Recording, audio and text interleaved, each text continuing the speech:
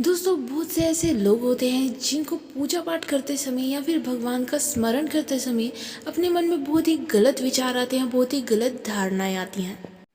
कई बार तो व्यक्ति के मन में इतने गंदे विचार आते हैं कि व्यक्ति पूजा पाठ करना तक भी छोड़ देता है या फिर उसका पूजा पाठ करने का मन नहीं करता। लेकिन दोस्तों, क्या आप जानते हैं कि पूजा पाठ करते समय व्यक्ति के मन में इतने गलत और गंदे विचार क्यों आते हैं? दोस्तों, क्या होता है कि व्यक्ति के पास एक पॉजिटिव पावर होती है और दूसरी तरफ उसके अगेंस्ट एक नेगेटिव पावर होती है। जो कि पॉजिटिव पावर होती है वो व्यक्ति को वह हमेशा अच्छे कर्म, अच्छी राह पर चलने के बारे में सचेत करती है और साथ ही सकारात्मक ऊर्जा प्रदान करती है। और उसके अगेंस्ट ही जो कि नेगेटिव पावर है वो व्यक्ति को नेगेटिव सोच देती है और हमेशा गलत राह पर चलने के लिए प्रेरित करती है।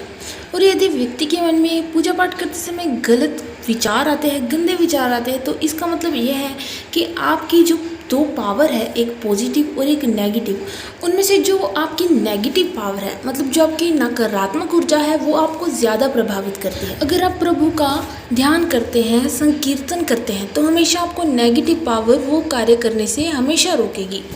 नेगेटिव पावर नहीं चाहेगी कि आपके अंदर पॉजिटिविटी की मात्रा ज़्यादा हो। जो व्यक्ति की नेगेटिव पावर होती है वो हमेशा व्यक्ति को धर्म कर्म करने से, पूजा पाठ करने से रोकती है।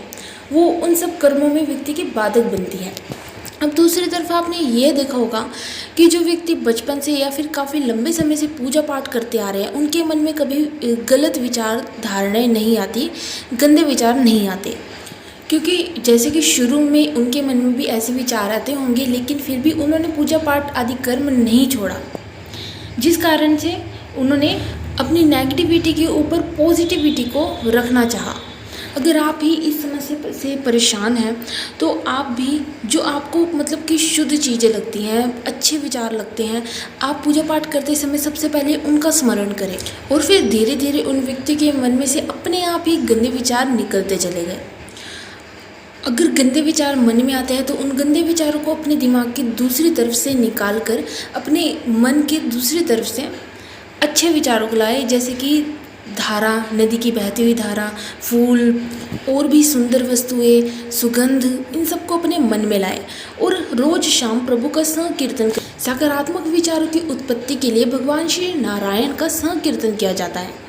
जरूरी नहीं है कि कीर्तन करने के लिए बहुत ही मंडली की जरूरत होती है, बहुत सारे लोगों की जरूरत होती है। अकेले भी बैठकर रोज शाम को प्रभु का, मतलब श्री नारायण का कीर्तन कर सकते हैं। ऐसे करते करते धीरे धीरे आपके मन में से गलत विचार भी निकल जाएंगे। इसके साथ ही व्यक्ति को रोज सुबह सवेरे जल्दी उठकर मेडिटेशन करना चाहिए, क्योंकि जो व्यक्ति सुबह जल्दी उठकर मेडिटेशन करता है उस व्यक्ति के मन में से नकारात्मक एनर्जी जो होती है वो अपने आप ही निकलती चली जाती है।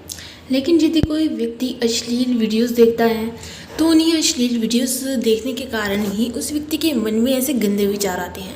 तो इसके लिए व्यक्ति को उन वीडियोस को ही देखना छोड़ना चाहिए, क्योंकि आगे जाकर व्यक्ति के लिए यह वीडियोस भी हानिकारक सिद्ध होती हैं। ऐसी वीडियोस देखने से व्यक्ति खुद का भला तो नहीं कर रहा, बल्कि खुद का नुकसान ही करता है।